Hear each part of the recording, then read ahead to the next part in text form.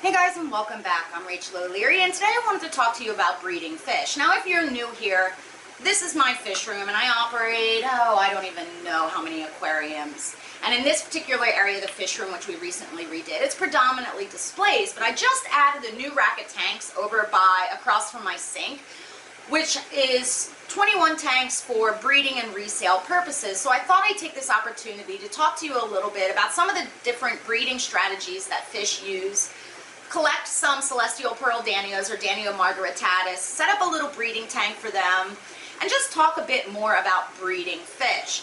Now, in the upcoming weeks, the fish room's going to be going through a lot of changes. I have brand new lighting coming in, I'm upgrading some pumps, I'm really going to be working hard to make this particular portion of the fish room much more of a showroom and a place for people to visit and be social, and keep the business part of it very separate.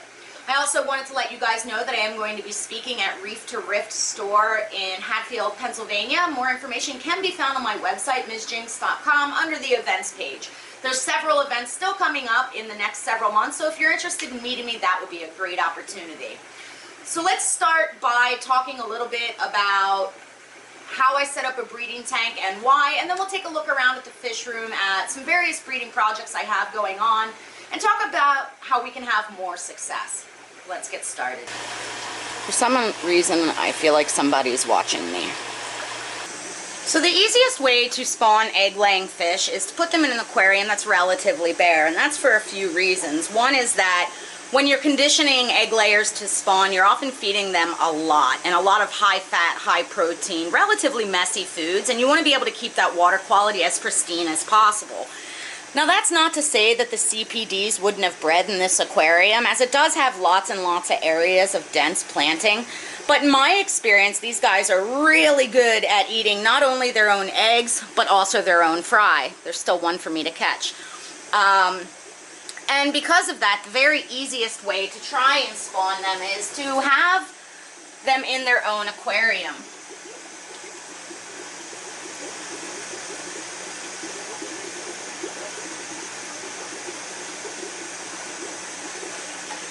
And an aquarium that you can easily clean, easily maintain, with simple low-light plants that you can utilize as spawning mops or making actual yarn mops. Now, I've shown you guys how to do that probably about 4 years ago now. It's really simple. You just basically knot a bunch of yarn around a cork so that it floats in the aquarium, and then you can remove that to another container in order to allow eggs to hatch and raise the fry.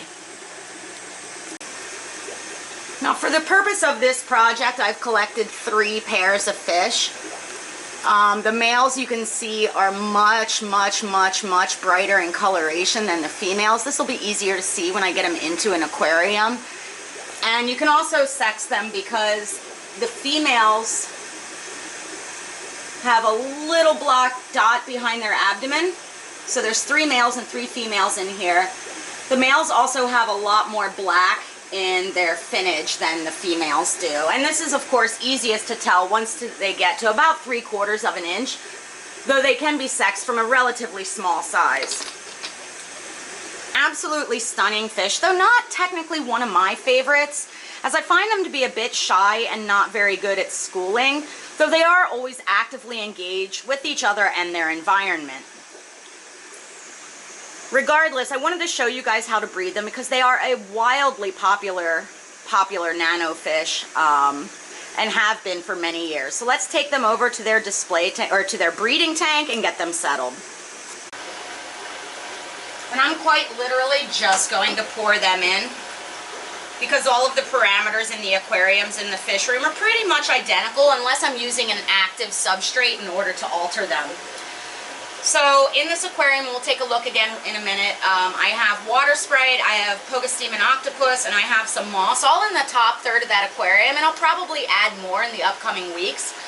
And I'll keep an eye on this tank, I'll feed it heavily, and I'll watch for seeing spawning behavior. In spawning behavior, you'll often see males squaring off and flaring at each other, and then the boys chasing the girls into the weeds in order for them to deposit their eggs for them to fertilize.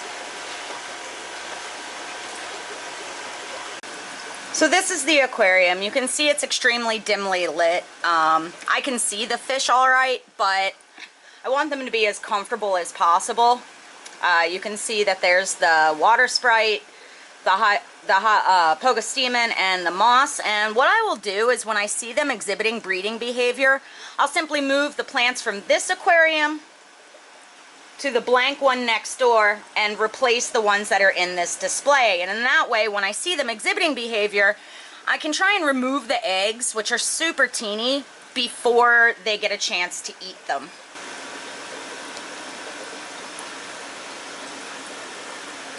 Now you could do this with a simple single pair of fish. You could do this with a trio, 1 male to 2 females. I find with this particular fish, it's just as easy to spawn them in groups like this as it is in singular pairs. In fact, I wish I had one more female for them, just because the boys are extremely amorous, if you will, and are almost always ready to breed. And again, I'll probably end up adding a lot more plants to this aquarium. I just need to pull them from other aquariums and make sure they're free of snails and shrimp before I do so. Snails aren't really a huge issue in a breeding tank, but shrimp will absolutely feed on fish eggs, so they're not my favorite to pair within a breeding setup.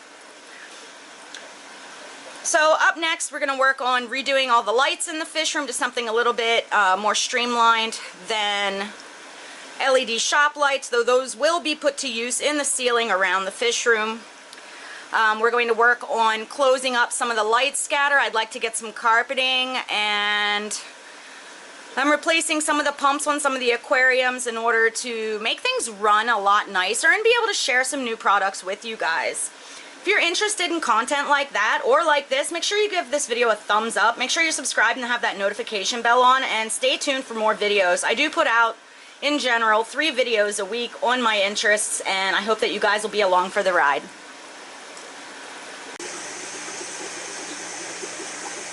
Now, if you're interested in breeding fish in a community aquarium, there are quite a few that do very, very well.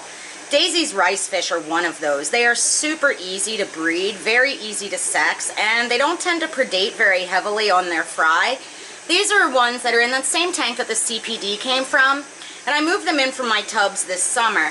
And if we look up at the surface of the water, you will see lots and lots and lots of fry, kind of all over this aquarium, that have continued to emerge since the fish were moved in from outdoors. Another really great one to, another really great community spawner are ancestris. In this aquarium we have my super reds, which make quite a mess, but that's because there are literally hundreds of these in this aquarium at this time.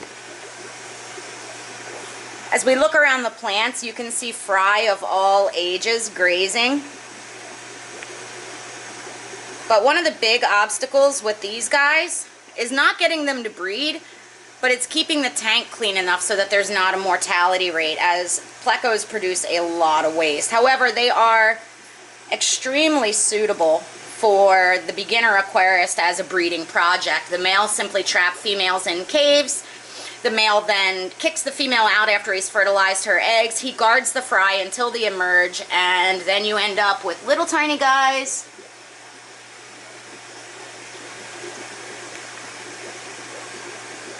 like those, sort of all over the aquarium. Feed them daily, keep your water quality nice, and you end up with baby plecos in every nook and cranny.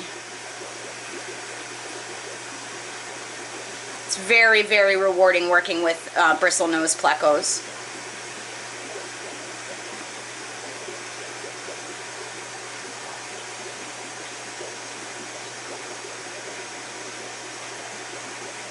I love staring at this tank and just seeing fry of all ages come out of the woodwork.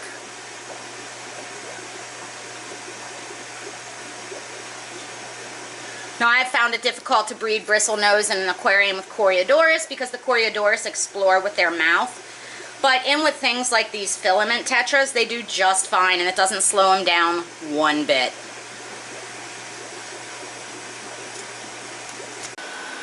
Now, a lot of the time, the temptation is to add things like shrimp into a tank where you're trying to breed fish because you think you can get a dual profit.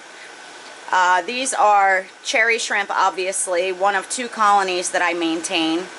And the problem with shrimp is not that, you know, even though they will eat some of the fish eggs, the bigger problem is that they can just really outcompete the fish for food in that they cover the pellets quite readily, but also, especially with things like ancestris or some of the slower moving fish, shrimp can be downright annoying, which will interrupt their breeding behavior. So you can certainly place these into a community aquarium in order to breed them. But just keep in mind, most fish will eat baby shrimp, as baby shrimp are extremely tiny. And shrimp can be really annoying to fish that you're trying to get into the mood. Another super easy one to mop, spawn, or breed indoors are your white clouds. These are my meteor minnows, and you can see, despite me having sold quite a lot of fry, there is quite a bit more that has erupted within this aquarium since they moved them indoors. And you can see that this aquarium is about half full of moss and liverwort and anubias and all sorts of junk. And the white clouds just deposit their eggs into these masses of plants. The fry hatch and generally come up near the surface. And white clouds are not particularly prone to predating on their fry. You can see there's some super teeny ones in here. So they're another great choice for a beginner breeder.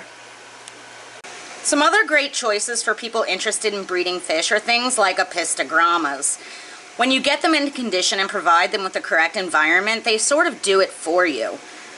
Now, getting sexed pairs can sometimes be a challenge, but it's really very doable, and they're not that expensive, and they're super rewarding fish to keep.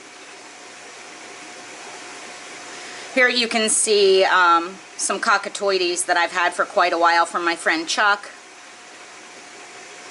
And while they're not currently breeding in this aquarium, I imagine it's only a matter of time. Things like apistos, cribensis, rams, leatacara, or any of the other small dwarf cichlids are really, really fun to work with, and you can do it in as small as a 10-gallon in a lot of cases. I'll be sure to share this adventure with you guys should these guys start to pair up, and I'm actually considering getting a few different pairs of dwarf cichlids just to show you guys more of how it goes. Let me know down in the comments if that's something you'd like to see.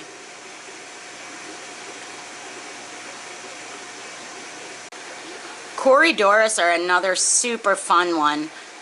Now, you have to have a bit of patience with catfish, as sometimes it can take them a few years to really hit maturity, but it's usually pretty obvious when they do. And the fun part about most of them is that they deposit their eggs on leaves or on the glass, so it's really easy to remove them to rear in a separate container. I hope to show you guys more of that in the upcoming months as well.